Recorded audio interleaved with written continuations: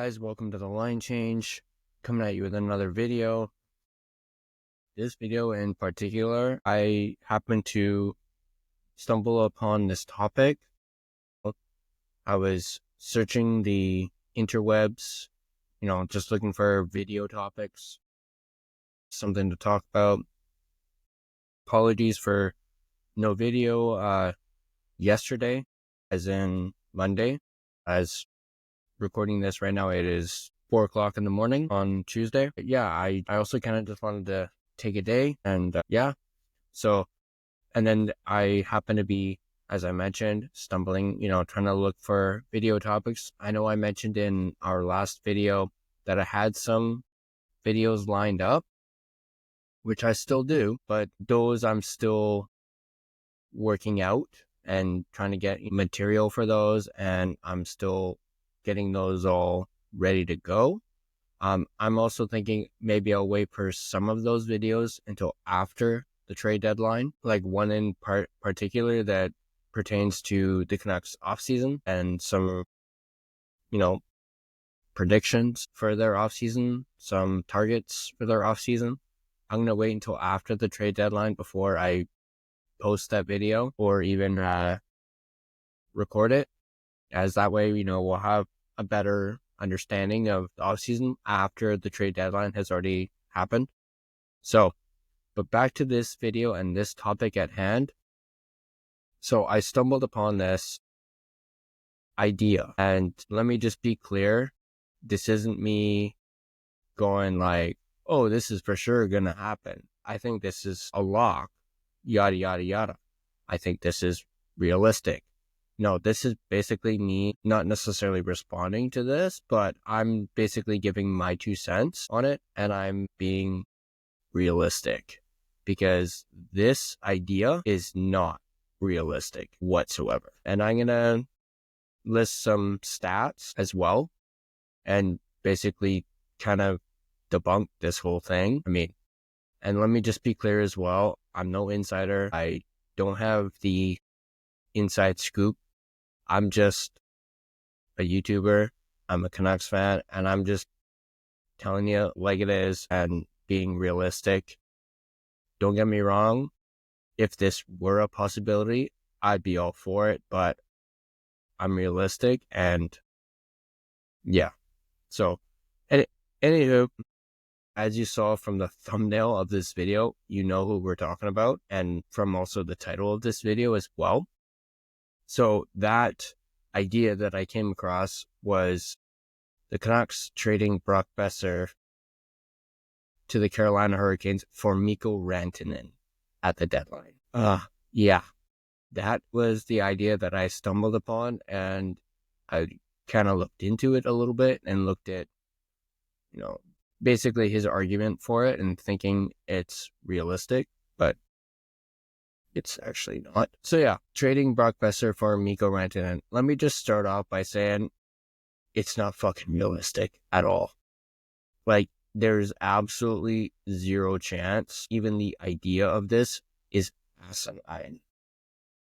I even saw, people saying like, we should trade PD for Rantanen. You think the Hurricanes are going to take that, considering how Pettersson's been playing? And yes, if that trade were to happen, at least the Hurricanes would have a guarantee that Pettersson won't leave in free agency within a few months, like they have with Rantanen right now, who still has not re-signed with the Hurricanes and will be a UFA at the end of the season if he does not re-sign. Not to mention, Rantanen is looking for a big payday, and supposedly the Hurricanes offered him a huge contract, like over $100 million, and he hasn't given them an answer yet. Now, supposedly we could hear an answer by the trade deadline, but moving back into the topic at hand, a Brock Boeser trade for Mikko Rantanen, as I mentioned, it's not realistic at all. Like, I don't even know why this is even an idea. Now, if the Canucks were to propose this trade to the Hurricanes wouldn't even sniff at it. Like, seriously, they would not. And no, by no means am I saying Brock Boeser is a bad player, because I'm not. I absolutely love Brock Boeser as a Vancouver Canuck, and I think he's been a great player. But there's levels to this, and Brock Boeser's here.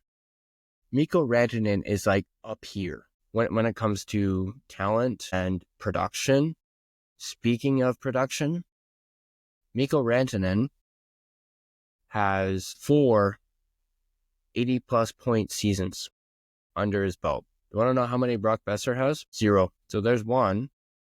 I mean, Brock hasn't reached that level yet, but on another note, Rantanen and Boeser are the same age. So let's keep that in mind. The amount of 30-plus goal seasons that Mikko Rantanen has had, the number of 40 goal seasons, or actually 40-plus goal seasons that Rantanen has had, too. The amount of 30-plus goal seasons that Brock Boeser has had, 1. The amount of 40 goal seasons that Brock Boeser has had, 1. So there's some stats right there for you. So you guys tell me, if you guys were the Carolina Hurricanes and the Vancouver Canucks came to you with a trade proposal, Brock Boeser for Mikko Rantanen, would you take that deal? Having just heard the stats that I just listed off. And that's not even talking about this season's stats. This season, Mikko Rantanen, prior to the trade, had 25 goals, 39 assists, 64 points in 49 games. Since joining the Hurricanes, Rantanen has 2 goals and 4 assists, 6 points in 11 games with the Hurricanes. So he hasn't really been the Rantanen that we know since he was traded. Keep in mind, he was also blindsided by the trade, so it may have affected him like mentally. He hasn't really found his footing in Carolina yet. Moving over to Brock Boeser. Boeser has 18 goals, 18 assists, 36 points in 53 games. So yeah, Rantanen has like almost 30 plus more points than Brock Boeser does this season. And you want to say that a Brock Boeser for Mikko Rantanen 1-for-1 is a realistic trade? No. Do I think the Canucks could attach things to the trade, like package Boeser with other assets to try and acquire Rantanen? That would be more realistic. But if it was a 1-for-1, it's not happening.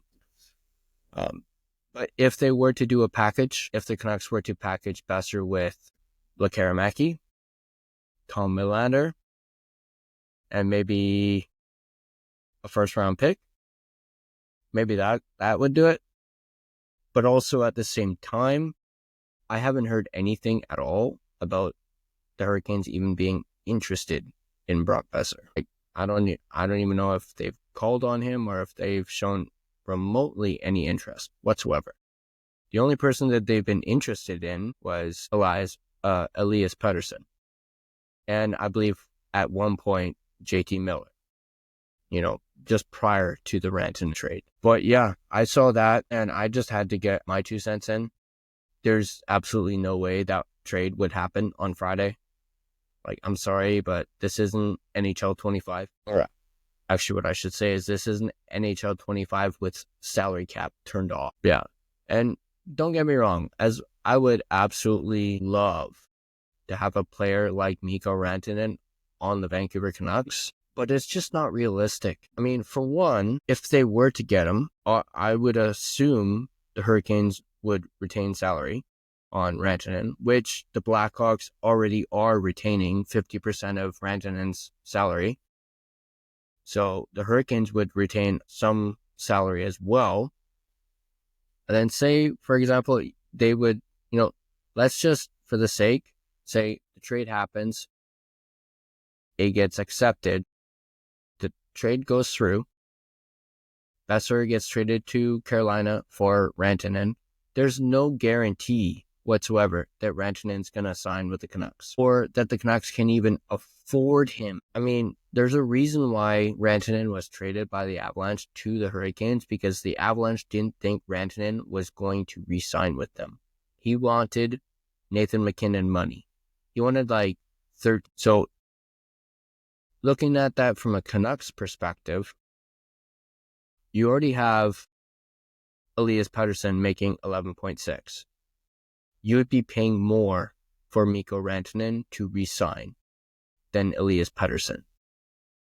Yes, you can't really compare Pettersson and Rantanen as they're two completely different players. And Rantanen has proven not once, but twice that he is a 100-point player.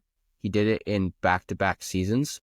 He did it in 2022, 2023, finishing with 55 goals, 50 assists in 82 games, good for 105 points. And then the following season, he had 42 goals, 62 assists in 80 games, 104 points. Heck, even in the COVID shortened season, Rantanen still put up 66 points, 30 goals, 36 assists in 52 games. And that was the COVID shortened season. So Rantanen is one heck of a player. I'm not disputing that whatsoever. And the Canucks definitely could use a player of that caliber. And he would do wonders for this team. But it's just not realistic for the Canucks to trade Brock Boeser for Mikko Rantanen. As I mentioned, if you packaged him, maybe the Hurricanes would take a look at it.